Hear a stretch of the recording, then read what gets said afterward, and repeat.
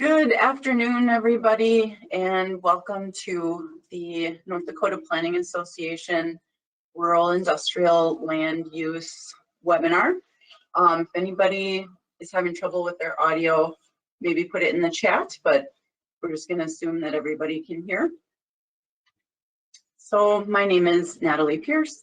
I'm the Planning and Zoning Director for Morgan County. I've been in that role since 2015. I've been on the North Dakota Planning Association Legislative Committee since 2017. And as we always make sure everyone notes, this is not official legal advice. I'm giving you information based on research, based on experience, and should not be taken as official legal advice or advice from NDPA in particular. So what we're going to cover today is kind of the basics of zoning authority. Then we're going to get into divisions of permitting authority between state and local. Then we'll go give you some tips for if you are either updating or creating a new zoning code about large rural industrial land uses. And then we'll go through each rural industrial use and talk about characteristics. Hopefully we'll have time to get through them all, and then we'll open it up for questions. So I'm sure there's different levels of knowledge on the webinar, but I'm just going to start out with very basic information. So it's important to understand the difference between your zoning code and your comprehensive plan that would have a future land use component in it. These are your basic planning documents that you really need to have in order to exercise zoning authority. One thing to remember is that if you're exercising zoning authority, you can't pick and choose what things to regulate. You can't pick a use to regulate and then leave the rest. It really needs to come as a whole package, and that you're planning for the future of your community as a whole, and looking at different land uses and how they serve the long-term goals of that community. Another note is your code and your plan should say all of the things that you wanted to say. If it's not in your plan or it's not in your code, then it's not enforceable. So you want to be thorough. So the difference between these two documents, your zoning code talks about what uses and standards are available on a property right now today. They're clear regulations. The comprehensive plan is your roadmap for the future, and it's your document that you use to evaluate the merits of new development applications. So it lays out where particular land uses are best suited, and your commission, board of supervisors can make a decision if a development application is suited to a particular area. So getting further into the future land use plan component, so we have natural growth of our population. You have your typical land uses, residences, commercial areas, industrial areas that you plan for, and you have a certain amount of those uses that expand along with your population.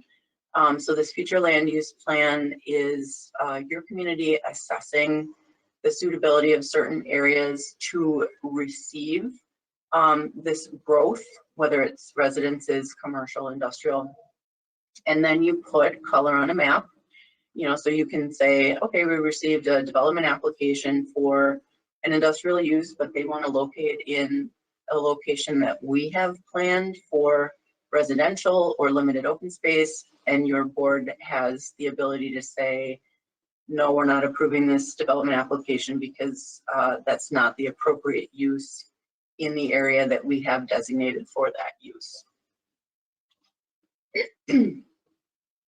So when we're talking about rural industrial land uses, and to be clear, what we're talking about things like data centers, wind energy facilities, solar, that type of thing, these large industrial uses. These are different from the typical land uses that arise, from your natural population growth. They're kind of one-off. They appear all of a sudden. And so they can be challenging from a land use zoning perspective. These uses have very particular needs and can be difficult to cite. Oftentimes they're looking for either flat land, where does flat plus access to water, plus access to an interstate, access to natural gas lines, sometimes rail, where do these land qualities intersect that will make a good site for that large industrial use? And they can be hard to cite. There's a lot of analysis that goes into finding appropriate locations for these uses. And, if a local government wanted to take the time and trouble and expense to assess their whole land area, the whole area of a township, the whole area of a county, they could say where they thought were appropriate locations for these type of uses. Most local governments probably don't have those resources, time, and staff to do that analysis. So what happens is, it's the applicant or the developer who has done that analysis. They found a spot that they think is appropriate for their use.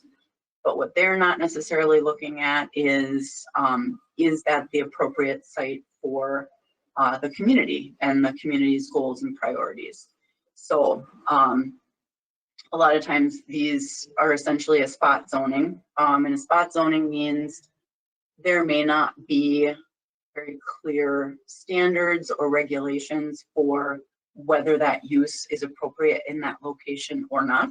So these are the type of applications, a lot of times the landowners, neighbors come out to the public hearings. They can be controversial, or we have heated debates, and that is what we are looking to avoid. So to avoid having a spot zoning scenario when you're reviewing these applications, you have some approaches you can take to avoid that. Again, if you're defining in your community where are allowable areas for these uses, again, that can be resource intensive, a lot of analysis that goes into finding those locations. An easier approach could be that you may want to define what you would call protected areas. So these might be kind of like a buffer around recreational areas, cultural or historical sites, scenic view sheds, where you say, these areas are not places that are appropriate for large intensive industrial uses. And you can designate those in your future land use plan as not appropriate for that rural industrial use. You can also establish siting criteria. So it would just simply be things like setbacks or proximity to a certain class of road, and say, if you meet these criteria, then that's an appropriate location for this use. So those are kind of three approaches to take, or you could take combinations of those three approaches. So I want to make sure that everyone understands that you do have broad authority to come up with regulations that fit in your community, that serve the goals in your long-range plan. The things to watch out for when you're making regulations, there has to be what we call an essential nexus or relationship between your regulations and them being in the service of a compelling government interest. So this can be the typical things: health, safety, welfare of your population. Also, Century Code calls out the responsible stewardship of public funds. So that is a compelling government interest, that you are shaping development in a way that doesn't tax your local resources, that you're organizing so that you can expend public funds in a sustainable manner. That is a compelling government interest. The second thing that you need to be aware of is what you require of a certain land use has to be roughly proportional to the impacts of that use. So, let's say you have a big rural industrial use that comes in, and your requirement is if you locate in this community, you have to pave all the roads in the township. That would not be proportional to the impacts of that use. The impacts of that use, certainly they may impact roads, but your regulations would have to be proportionate to the level that they impact your roads. Two important points. A county or township cannot completely disallow a specific land use. So you have to be able to find a location in your jurisdiction, in your the area of your political subdivision. You can designate where appropriate locations are for a use, but you can't make regulations that disallow it completely. That's not legal. The other thing is all of our zoning authority comes from the state, and the state of North Dakota reserves certain authorities and powers to itself, such as oil and gas wells, transmission lines. You cannot infringe on the powers that the state reserves to itself. So we're going to look at that share of permitting authority between state and local for certain aspects of projects. So the first one to think about is our State Department of Environmental Quality, or DEQ. They are authorized through the Environmental Protection Act and Environmental Protection Agency to carry out the provisions of that act. So essentially, each state has their own arm of the federal agency that's empowered to carry out those regulations. So DEQ has many divisions. I'm just calling out a few that will be probably related to rural industrial uses that you would see.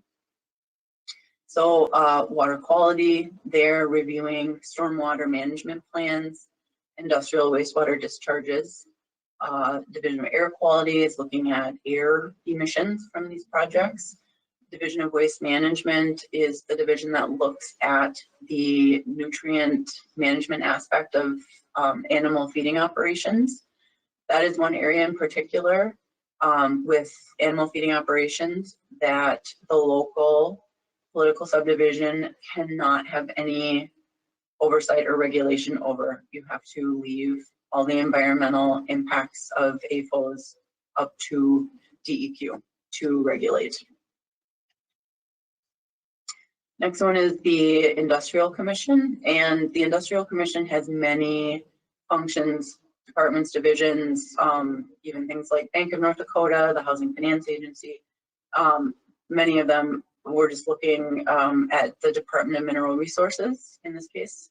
For relevance, so class 5 wells for oil and gas, they permit those, and to keep it very simple, basically counties, townships have no authority to say where those wells go. So you can save yourself time and just let that leave that up to the Industrial Commission, because they can override anything that any regulations you would make anyway. So class 6 wells, which are geologic sequestration, carbon dioxide, CO2 sequestration, that's also permitted by the Industrial Commission. So I will get into this more later, but to simplify, for now, I'm just going to say Industrial Commission, they cover everything below ground and the wellhead. That is completely their authority. I'm going to say local political subs can look at impacts of that development above ground. That's the part, that's your share. Also for clarification, let's say an oil well has either solar, battery energy storage, any type of use like that. If it is part of the oil well, you do not get to regulate that solar or battery storage in any way. It's part of the oil well. As far as water goes, this is something to think about. Let's say you have an industrial user that wants to procure water from the river or an aquifer. They are going to have to interact with these three agencies, Army Corps being the federal agency, Department of Water Resources being the state agency, and then within that division, sovereign lands. We had in Morton County an applicant that wanted to retain stormwater on site, and their retention pond was so big that as far as their planning went, that was going to retain more than 25 acre-feet. And at that point, if you had a stormwater retention pond that's that large, the state considers that to be a dam. So just be aware of that. You might have to, or your applicant might have to pull in a permit from Department of Water Resources. The Public Service Commission, this is going to be the agency that your applicants are going to also be going to for permissions. In the case of transmission pipelines for liquid and gas or energy transmission, you can have local standards for how these are cited, but the PSC can override any or all parts of what you may adopt. They retain that authority. So that's up to you if you want to have a local process, but the Public Service Commission can override your local zoning. As far as utility scale energy storage, battery storage, that type of thing, energy conversion facilities, you do have zoning authority to regulate how those are cited and the standards for those. The PSC tends to like to see the local zoning approval first before they would review those applications. And most of your rural industrial applicants are going to know that. So they're going to go to the local jurisdiction first and then do the PSC permit later.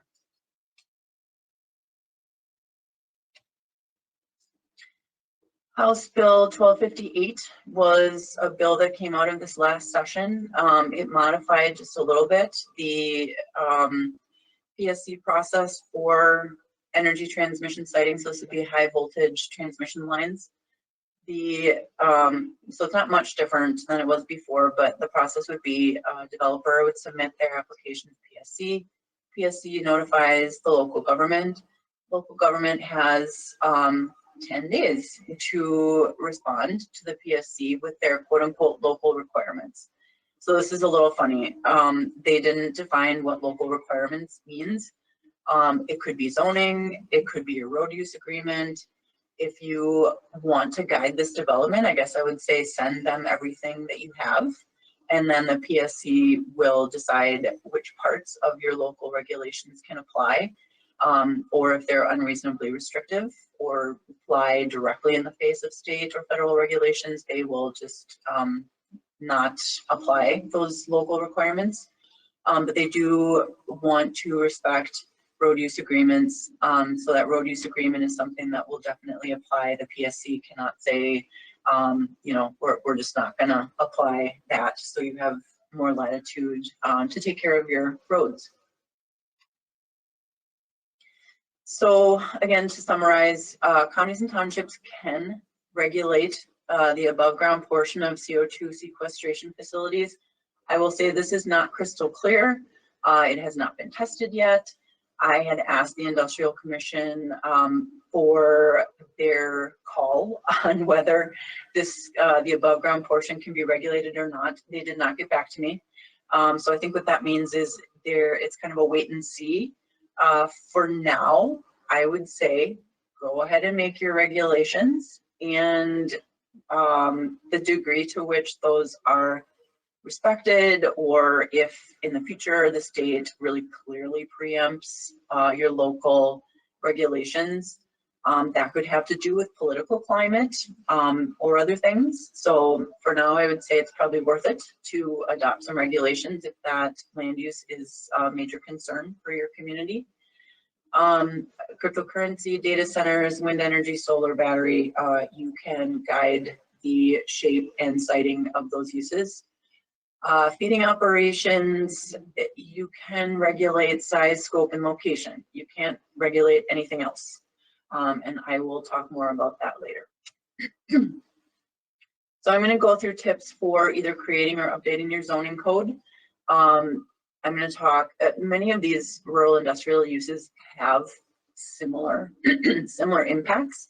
So I'm just going to talk in general, and you can kind of picture whichever use in your head is of concern for your community, because again, they all have very similar impacts.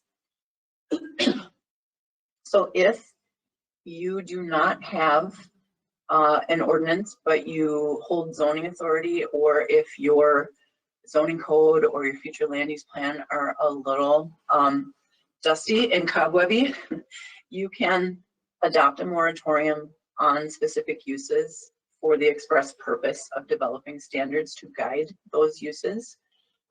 You cannot adopt a moratorium just to get in front of a specific development application. There's case law to support the fact that that is not acceptable. And you can't let your moratorium sit there indefinitely. You have to be making a diligent effort to produce those standards, but that is something that you can do if you need time to create requirements and standards for these uses. I also would suggest you establish in your code that if you don't have a definition of this particular use, that your zoning administrator can define which use that new application is most like. And you probably have a special use permit process or a conditional use permit process already in place, so that there can be a review for your commission, and that they can attach reasonable conditions to that development proposal to mitigate impacts of that use. And also to leave it open. You may have a list of application materials that the developer has to submit. You might want to add into your code that the zoning administrator can ask for additional materials that are relevant and necessary to evaluate the impacts of the project that the developer is applying for. So typical impacts, one of the biggest ones is going to be noise. This comes from fans, cooling fans, fans to gather air, gas turbines for power generation, the wind turbines themselves. Another one to think about is during construction, the laydown yard where trucks are going to be going back and forth. They make that beeping sound when they back up. To think about the distance of that laydown yard from occupied residences and set a standard for that, or to set standards for when construction can start and end, so that people don't have to be listening to trucks beeping at 4 or 5 in the morning for months on end. Each of these industrial uses is going to use a lot of electricity and water, typically. They're going to have major impacts on your roads during construction, heavy truck traffic, especially if it's raining and muddy. You're going to hammer your roads. Obviously, visual impacts from these uses. They're large. They take up a lot of space. And then something to think about too is fire response. So, you know, we have our rural fire departments who do a wonderful job. We're so lucky to have those either volunteers or workers. Industrial fires need specialized training that, in all likelihood, our rural fire departments do not have. So you might want to make standards for either the applicant has their own trained fire suppression staff on site, or some sort of in lieu fee for training for your rural fire departments. That's something to think about. So when we think about noise and decibels, You can see the spectrum here. You know, if you think about an industrial use out in a remote area, but you have occupied residences nearby, you know, a lot of times in the summer, people want to sleep with their windows open. You know, and they say 40 decibels for a refrigerator, which is true, but, you know, do you want to sleep next to a refrigerator buzzing in your ear? It's quiet, but, you know, if it's there all the time, that can have an impact. By comparison, you know, mild snoring might be in that 40 to 50 decibel range, moderate snoring 50 to 60 decibels, severe snoring 60 decibels, to kind of give you a frame of reference. Wind turbines, like this is just an example, kind of to visually see how far away, you know, you would be. You know, you got right next to the turbine, very, very loud. When you get out to a quarter mile, you're getting down to that 40 decibel kind of hum. Interestingly, temperature and wind direction do have an effect on how sound carries. So when we look at approaches to noise mitigation, one approach can be just that you are simply setting a distance for building setbacks. It might be 1 mile. Williams County, for example, they, in their ordinance, have a 1 mile setback for data centers. And think about, so if you have a direct air capture facility, most of that is probably not going to be permanent structures, it's going to be equipment. So when you talk about building setback, you're gonna want to define what does that mean. It might mean setback from equipment. So the benefit of this approach, legally defensible, very simple, hard to argue with because it's just kind of set in stone. That setback, building setbacks that you may establish, they have to be based on something. I was at a public hearing at the legislature one time, and they're talking about setbacks for wind turbines, and somebody said, or the committee asked, you know, what do you think is a reasonable setback? And somebody said 10 miles or 13 miles. If your jurisdiction doesn't extend that far, that would be a regulatory taking because you can't, again, you have to allow someplace for each land use to go.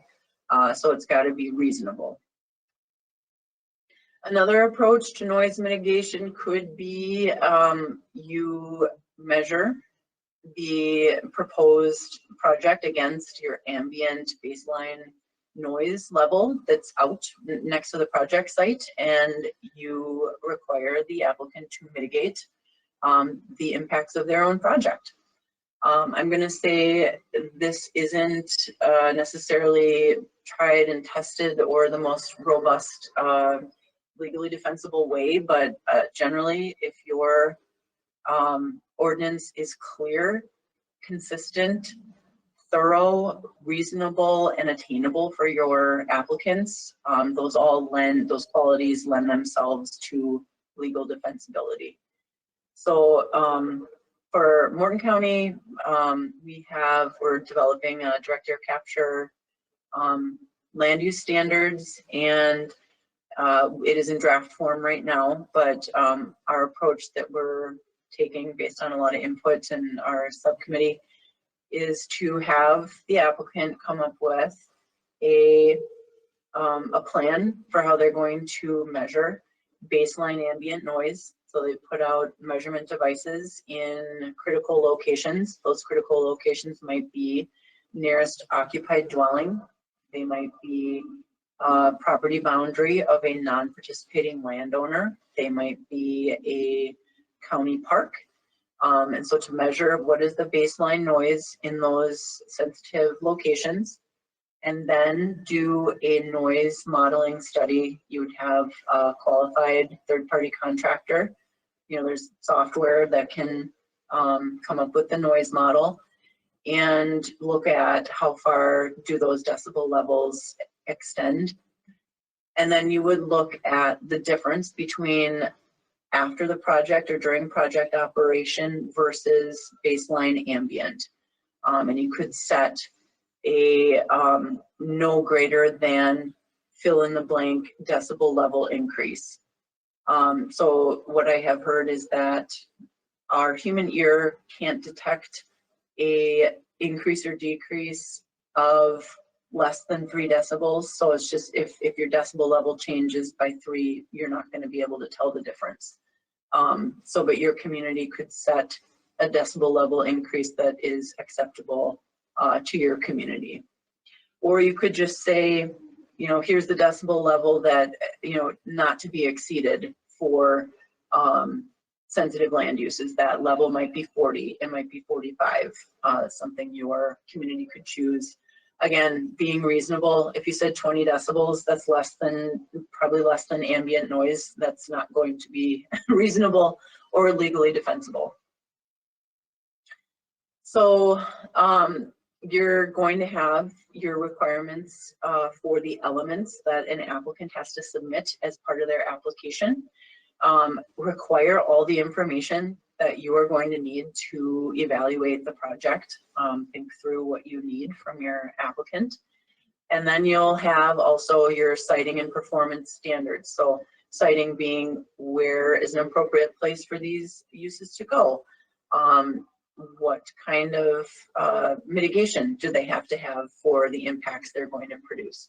So this is just some ideas about things you might ask for. You might ask for a map of participating versus non-participating landowners, time frame, like between when you issue a permit and when they have to start construction. You don't want to leave it open-ended. We had a case where the county granted a SUP and the applicant didn't start building it till 12 years later, and it had no conditions on it. So that was a little surprise. You probably want to have a limit in there about between when they are approved and when they have to start construction by. I know there are issues with supply chain for transformers, big electrical equipment. 3 years out is probably not an unreasonable time frame to set.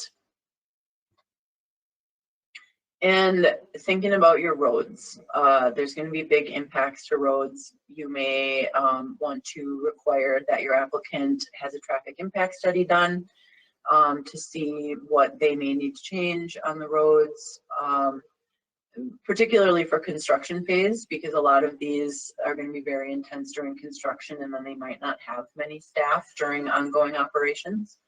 You're going to want to come up with a road use agreement for, you know, an applicant. You document the before condition of your roads and the after condition, and have the applicant or the operator bring those roads back into pre-construction condition. And one thing to think about, especially if you are a county that doesn't hold zoning authority, we don't have many of those, but let's say a project goes in, or, you know, you are the county permitting the thing, and the applicant, their haul route that they've designated goes across township roads. That is really impactful, obviously, to the townships. So if your applicant has a haul route that includes roads that are not in your jurisdiction, really make an effort to bring in the township into your discussions and make sure that they are made whole and included in that road use agreement for the roads that may be impacted. One thing to think about too is the amount of construction workers that are going to be there during the construction phase. It may be hundreds of construction workers that come in to build these things for years, you know, a couple of years, 3 years, and they're going to need housing. They're going to need places to stay. In all likelihood, the applicant may build those or site those. And then after construction, you're going to have way fewer people around to use that housing. And so think about how you want to, or your regulations for where do those units go? What kind of units do they have to be? So that you, and this can be good. This can be great for your community, for an applicant to build more housing units. We all need more housing units. But just to think about where those go and how the location of those will be beneficial to your community for the long term, not just during construction phase. Decommissioning standards. So these projects do have a life cycle, 30 to 40 years. And so if at some point in time these projects go away, you're going to have a lot of infrastructure, concrete, metal in the ground. And, you know, if that land is to be turned back into productive agricultural land, we have to be aware of, you know, that the project, what is their solvency, their creditworthiness, you know, are they going to be around to pay for that decommissioning? So the Public Service Commission, they have their own bonding requirements and decommissioning standards for solar, wind, mines, but not necessarily for other uses. So be aware, and you might want to even reevaluate your decommissioning plan every 5 years, you know, as inflation happens, and just make sure that a bond that you may require is keeping pace with what it's actually going to cost to decommission a project. Now I'm going to go into profiles for each of these uses, and we hopefully will have time for questions at the end. I'll try to go through kind of fast. I'm going to talk about animal feeding operations first so that we make sure we get to it. This was kind of a big change that came out of the last legislative session. So after 2023, there's a bill that was introduced that created a task force to take an in-depth look at siting requirements for animal feeding operations. I represented North Dakota Planning Association on that task force. It's a really interesting look at the industry. We met many, many times. So there were animal ag advocates there, dairy council, soybean council, township officers, counties, a lot of participants, and no process is perfect, but it was a positive experience, I think. So the outcomes of that task force, we managed to keep that there are no changes to the setback table that existed prior to this legislative session. So in Century Code, there are minimums for setbacks for animal feeding operations. And again, local jurisdictions don't have any flexibility with that table. That is what exists right now. But the change is that the bill tasked the agricultural commissioner with coming up, developing this odor footprint tool, and I will get into what that is. But instead of having a static table for setbacks, it is a dynamic setback modeling tool. And so the counties and townships, once this becomes effective in 2026, and that date was established so that there would be time to develop this tool, and I think they are very far along in the creation of this tool right now. They're working with South Dakota State University that already has their own tool to establish and develop this tool for North Dakota.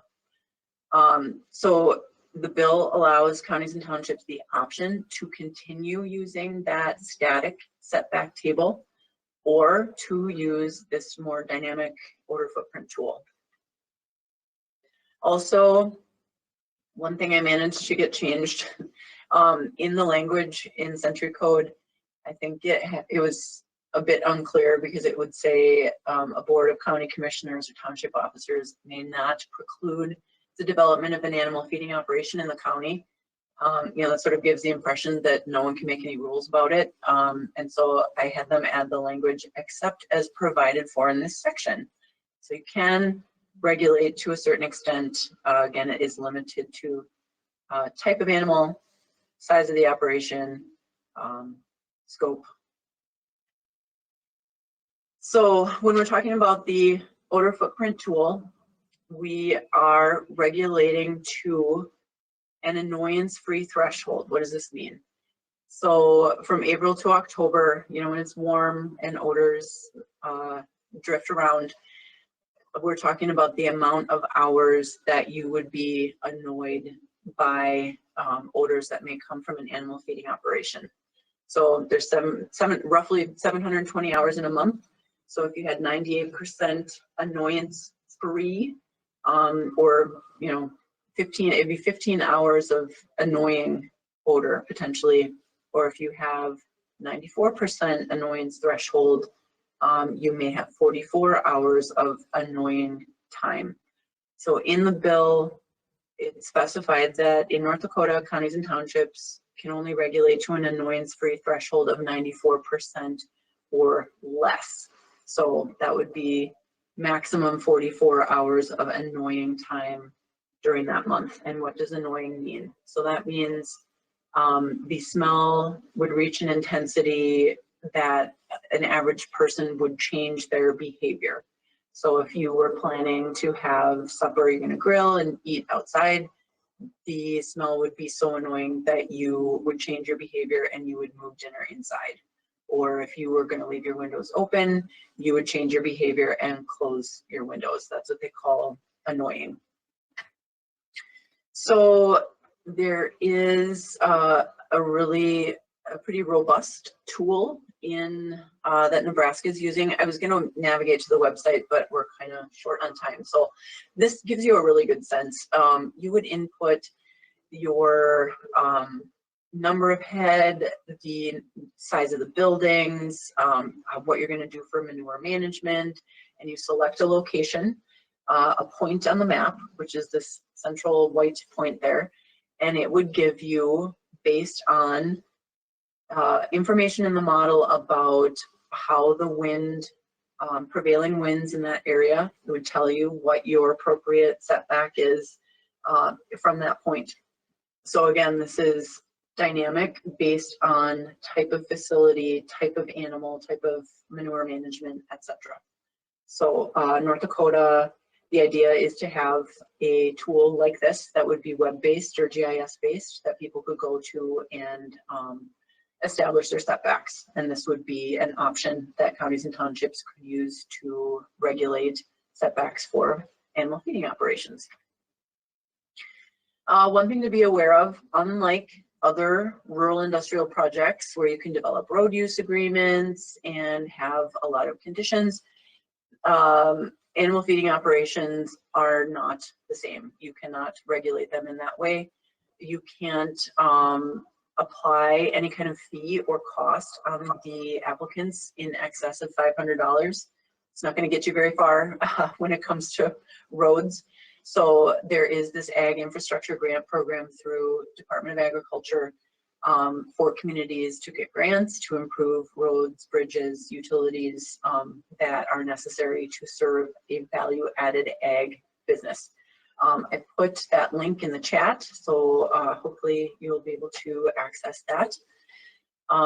Another rural industrial use that's probably on a lot of people's minds is data centers. A typical impact, again, is noise from fans. Now, there are different types of cooling systems that data centers can use. Immersion cooling, which is a non-aqueous solution, they literally set the servers in. That reduces your energy use by probably 50% and also reduces noise because you don't need so many fans or systems. But this is still an intensive use of electricity. And depending on, again, what cooling system they use, sometimes it can be very water intensive or electricity intensive, depending on what method they use. Again, you're going to have impacts to your roads during construction. And again, housing for your construction workers, you want to think about where that is located and how that is the layout of that housing. So during this last session, House Bill 1579, the Public Service Commission was pushing for data centers to come under PSC permitting authority and require a certificate of public necessity. There's a lot of pushback from the utilities, the co-ops, so this turned into a legislative management study, and so they will do that study, and I am sure this topic will be back for the 2027 session. Wind energy facilities, turbines are quite large. Their generation capacity is somewhere between 2 and 5 megawatts each. You'll have a whole array of these, maybe 100, maybe 50. They are now probably average height in excess of 500 feet, sometimes 600 feet tall. As a basis of reference, if anyone has seen the North Dakota Capitol building, that building is 242 feet tall. So this is double the height of our state capitol. The facility life for these is generally somewhere around 30 years. Now the turbine components and blades, those will get replaced more often, but the lifespan of that facility is probably going to be somewhere in the 30-year time frame. You do have impacts from these. Noise, again, very loud next to the turbine that dies off as you go further away. They're required to have aircraft detection system lighting so that if aircraft are coming overhead, the lights go on so that they won't hit the turbines because they're so tall. I believe it is a state requirement that they have those automatic systems, so the red lights shouldn't be on all the time. But that can be annoying for people, seeing those red lights go on at times during the night. Ice throw can happen. Generally speaking, the operators are, if it's inclement weather, and even if the wind's blowing too much, they will shut down turbines to avoid wear and tear, or if there isn't any room on the grid, if it's low demand, they will shut down turbines. So there's pretty good management of those systems by wind energy producers, but those are all things that do have impacts. Solar energy facilities, they can run from small to large, covering many acres. We don't have this, I know these are on the horizon. We don't have a ton of projects in North Dakota yet. I'll talk about an existing project in a couple slides. So their energy efficiency rate is, they are harnessing roughly 18 to 22% of the sun's energy. They have a similar project life to wind energy facilities. Impacts from these, certainly visual.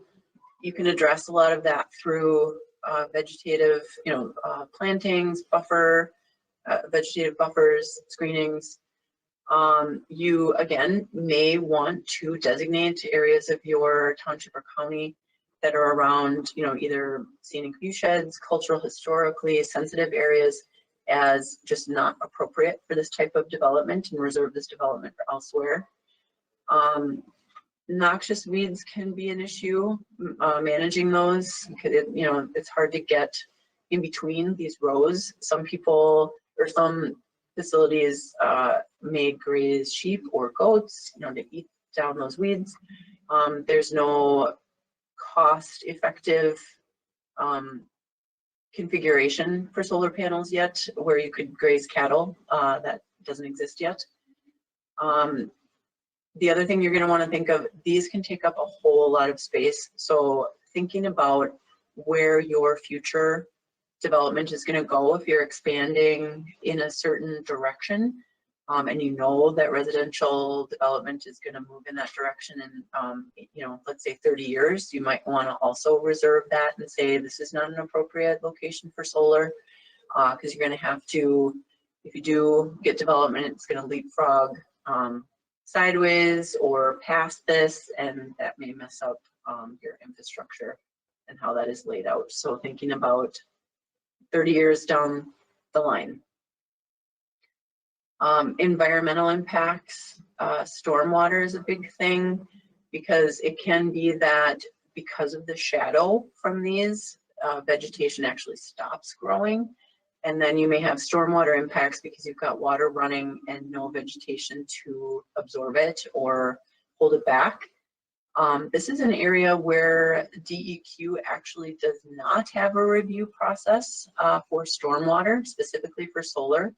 Again, DEQ is carrying out federal regulations, and they can't have standards that are more strict than the federal regulations. So the feds at the federal level, they don't have a process for this yet. So this is an area where you could have your applicant be required to submit a stormwater plan and you review it at the local level. If you do that, I would recommend that you have standards fees to farm that review out to a third party, unless you have, you know, you have a great engineer, your county, township, or maybe you already contract with an engineer to do that type of review, because that could be quite involved. And certainly this type of facility is going to have impacts on agricultural production for reasons I already went into. So you might, you know, if you have really productive ag land, and certainly we have landowners, some of them just rent out their land, they don't live here, they might not know much about what their soils are like. You may want to designate that this is allowable in certain soil types, but not in others. You know, if you have really good productive soil, maybe that's not the appropriate location for this kind of facility. So there is a solar facility through Otter Tail Power that is in Richland, or it hasn't happened yet. They're going through permitting processes. Richland County, Abercrombie Township. If you want to know more about that, maybe contact them. I have setbacks here just for reference. Another use is direct air capture and sequestration facilities. So these are big fans that pull CO2 out of the air. They compress it into liquid form, and then they inject it roughly 6,000 feet under the ground into geological formations. These make a lot of sense in places like Iceland, where you have unlimited geothermal energy. In the US, we don't have tons of them, but where they have gone is typically alongside oil and gas production. This is kind of a new frontier now for standalone facilities that are just pulling it out of the air. They definitely need a power source to power those fans. That might be solar, it might be a natural gas power plant. And so these definitely, if you have, like, let's say you have the natural gas power plant providing energy for these fans, you're going to get a lot of noise from that. If they are getting their power from existing wind, you know, you have your noise impacts from the wind, maybe not so much on site for the sequestration. Again, similar impacts to what other industrial uses we've talked about, but the one impact here is if there's an accidental release, if something happens and you get a big cloud of carbon dioxide, that can be dangerous. Carbon dioxide is heavier than air, heavier than ambient air, so it can just linger depending on if you have wind or not. And it can make combustion engines like cars not work. So if you have a release and then you're trying to, if you work there, if you're nearby and you want to get away, you may not be able to use your vehicle. It can also be a hazard for first responders. So you're going to want to have an emergency management plan that addresses this different type of hazard with this use. Morton County, in particular, we had an application for a carbon sequestration facility. This was their rendering of roughly 144 carbon capture units across 86 acres. They were planning to have this powered by a natural gas power plant, and then their water use, they were planning to haul in 9 water trucks a day, just as a point of reference. So about 62,000 gallons a day, every day of the year. That would have an impact on roads for sure. I think I put the link, if I didn't put the link in the chat, I will put a link in the chat for the draft that the county has put together with a subcommittee, and that has been reviewed and worked on for months. I wouldn't say it's perfect, but it's a draft that you can certainly look at and compare and contrast to what your community might do. We've got 5 minutes here. Let's see what I have. Yeah. So battery energy storage, you're going to see this usually as part of a wind or solar project. Wind and solar are more fitful. They, the wind isn't always blowing, the sun isn't always shining. So if they can store energy and release it during peak times, or generate it during off-peak, store it, release it during on-peak, that is advantageous to them and to the grid. These are usually going to come in shipping containers. Again, cooling fans, very noisy. It is possible for these to catch fire or explode. It's a rare occurrence, but again, something that you want to think about for your emergency responders.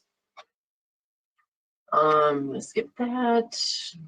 There is National Fire Prevention Association has standards specifically for battery energy storage systems, so you can just reference that if you want, rather than trying to reinvent the wheel at your local level. And then one note on taxes. So in North Dakota, equipment is personal property. It is not taxed like real property.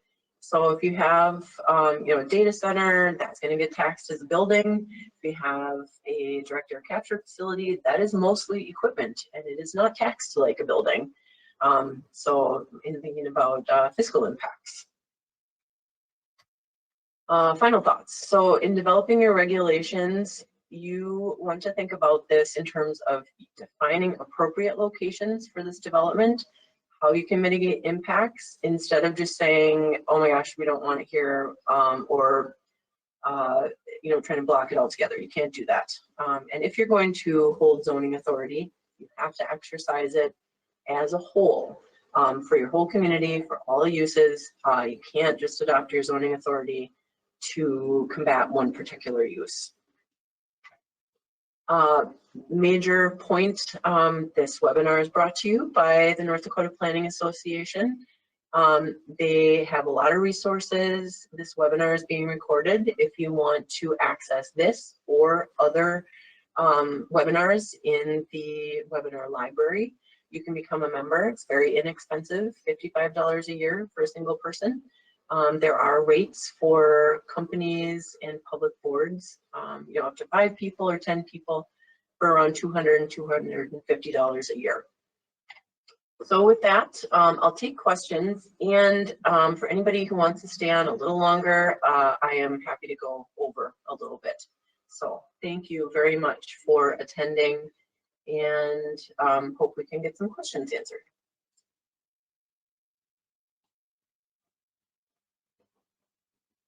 Thank you, Natalie. I did drop a couple answers to some questions in the chat. Steve did note that the odor modeling tool is completed, and they're working on getting the website built, and it should be ready by mid-July. And then I did note in there as well, that if you send an email to ndplanning.org@gmail.com, I recognize that's a weird email. We're working on that one. We can get you the slideshow, but then the recording will be on the website itself as well. And I did drop the link to our page. We do have a number of older trainings and other resources on our website. Some of them are behind the member wall, others are not. So if you have general planning questions, those are usually behind, in front of the wall. We do want to be a general resource. And another question came in: can a county require a groundwater liner for a battery storage facility? I would say yes, because battery energy storage isn't preempted by the state. Not to say that wouldn't ever happen later, but as of right now, you can set your own standards to look out for the welfare of your community. And if that's something you think is necessary and important, then yes.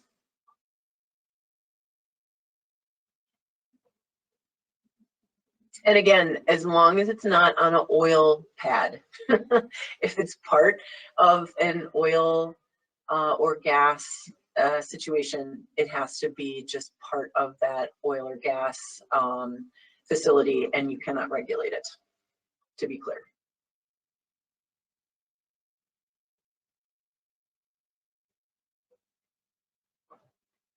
Rachel, were there more? Because I don't think I can see the nope, I'm just watching it to see if any come in. The next one that we got is: could an animal producer try to restore or reuse an old lagoon? That would be a question for DEQ. Definitely contact DEQ. And they are pretty easy if you just Google it and just Google DEQ nutrient management or animal feeding operation. They have good info posted in terms of numbers to contact.